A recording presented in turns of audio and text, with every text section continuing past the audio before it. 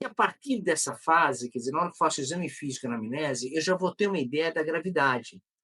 Por quê? Porque eu vou ter os dados da história, obviamente, vou ter dados de sinais vitais, que são importantes, você vai ter todos os sinais vitais na sua mão, você fez o exame físico, você vai ter a frequência cardíaca, respiratória, pressão arterial, temperatura, você vai ter uma saturação de oxigênio, se for possível, se estiver trabalhando numa emergência, facilmente você vai ter isso. Você tem nível de consciência. Então, você tem vários marcadores clínicos que te ajudam a definir se esse doente tem maior ou menor gravidade. Porque nessa fase, na hora que você finaliza essa primeira etapa da anamnese, exame físico, você tem que ter um raciocínio, entender assim, como que eu parto daqui para frente? Se eu vou definir gravidade ou não. Esse é um ponto importante. Porque as infecções bacterianas agudas, você precisa ter essa definição de quanto é grave e quanto não é grave, para que você possa prosseguir a sua maneira terapêutica. Porque no momento que você define que isso tem maior gravidade, você vai definir como? Você vai definir com os critérios clínicos que você tem. Não é laboratorial ainda, é clínico. Você vai fazer a anamnese, vai ter os sinais vitais, vai ter os dados do exame físico e vai falar, pô, esse doente tem gravidade ou não. Então, hoje nós temos critérios, marcadores que utilizam os sinais vitais, o nível de consciência, a saturação de oxigênio, para que você possa medir, de fato, a gravidade desse doente. São sinais chamados sinais de alerta. Você tem o MIUS, o NIUS, você tem. São marcadores, né? A gente não vai projetar aqui nada, mas assim, vamos só lembrar disso, que levam em consideração os sinais vitais, nível de consciência, saturação de oxigênio. Esses dados, indicadores do exame físico, eles são pontuados de acordo com a sua variação. E essa pontuação te dá um critério de gravidade ou não, tá certo? Isso é importante. Isso vale para, nesse caso, então, falando infecção bacteriana aguda, muitos desses marcadores vão gerar para você sinais de possível sepse, possível disfunção orgânica, tá certo?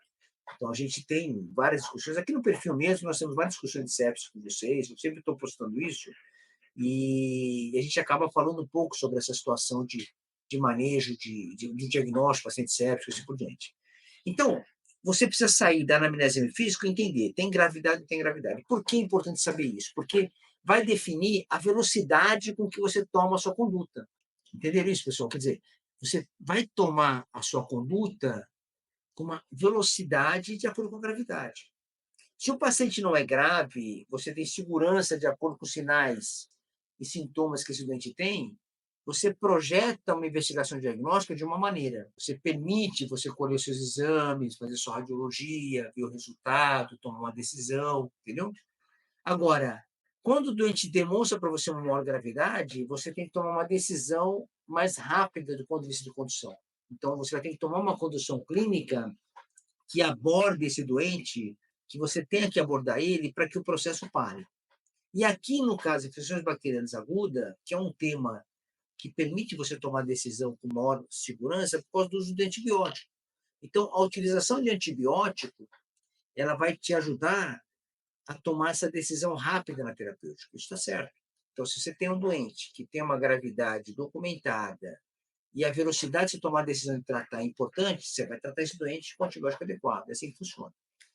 E aqui, quando a gente fala isso, a gente separa alguns grupos de doenças, não são a maioria. A maioria são doenças que não vão ter maior gravidade. A minoria vai ter uma conotação de maior gravidade. E essa minoria, quem são? Principalmente as sepses bacterianas, as meningites bacterianas agudas, as endocardites de evolução aguda e as próprias pneumonias de evolução aguda, principalmente pacientes que têm comorbidades, têm CURB65 alto, por exemplo, né, que é um indicador de gravidade, que leva em consideração nível de consciência, ureia, frequência respiratória, idade, assim por diante. Então, assim, esse é um ponto importante para que você tome decisões rápidas com velocidade, ou decisões que vão te fazer um raciocínio mais lógico. Isso é importante demais. Eu comecei essa discussão com você, essa live, dando exemplo de um caso onde o fragmento da história pode tomar condutas diferentes. Na hora que você entende que é um doente muito agudo, você toma uma decisão mais agressiva. Se você atender que o doente é mais crônico ou subagudo, que te permite investigar com detalhe, você vai cadenciar sua investigação com mais detalhe. Isso é importantíssimo, porque tem situações médicas que eu preciso aguardar um pouco, esperar sorologias, por exemplo, esperar culturas, para eu tomar uma decisão mais assertiva, porque posso errar muito. Então, esse é outro ponto importante. Aí, a partir de eu ter essa história, exame físico bem feito, e o raciocínio lógico da velocidade de eu tomar conduta, eu vou fazer minha propedêutica armada. O que é a propedêutica armada? É a propedêutica laboratorial, propedêutica radiológica. Então, eu vou fazer isso. Aí eu vou tomar a decisão de que eu vou pedir de exames, o que eu vou pedir de radiologia e assim por diante. Quando eu falo em exames laboratoriais, tem que separar em dois aspectos. Exames laboratoriais gerais, quando você está diante de uma infecção bacteriana aguda, que tem um certo risco, mesmo que não seja agudo, mas é uma doença sistêmica, é uma doença que você considera que vai ter progressão maior, você vai ter que ter um painel de exames laboratoriais que vão mapear essa gravidade. Vai ser assim, você vai utilizar o laboratório para te dar segurança do diagnóstico de infecção bacteriana, nós vamos falar alguns pontos para isso, e você vai usar o laboratório para mensurar o tamanho da gravidade do doente. Essa é a situação. Então, quando eu quero tomar uma decisão laboratorial que esteja diante de uma suspeita de infecção bacteriana aguda, eu vou fazer alguns exames que tem esse foco, que tem um foco que vai me ajudar a fechar o diagnóstico sobre bacteriana aguda. Então, o que eu vou querer de informação? Eu vou querer saber como que tá os leucócitos desse doente, se tem leucocitose, se tem leucopenia, se leucócitos normais. Se eu tiver leucocitose no hemograma, eu tenho desvio à esquerda ou não tenho desvio à esquerda? O que significa desvio à esquerda? É ter uma leucocitose com muito neutrófilo polimorfo nuclear e polimorfo nuclear jovem na periferia. Então, eu vou ter o neutrófilo que é o mais maduro, vou ter bastonetes, vou ter metamielócito, mielócito, que são células mais jovens do polimorfo nuclear. Isso se chama desvio à esquerda. Ou eu tenho uma leucocitose com desvio à direita, entre aspas, que seria aumento de linfócito, linfomononuclear, linfócito e monócito, que aí fala menos a favor, por exemplo, de infecção bacteriana. Então, você começa a utilizar o laboratório a seu favor. Você vai utilizar outro marcador laboratorial, que é o nível de plaqueta, por exemplo. A plaqueta baixa diante de uma infecção bacteriana aguda é um marcador de gravidade.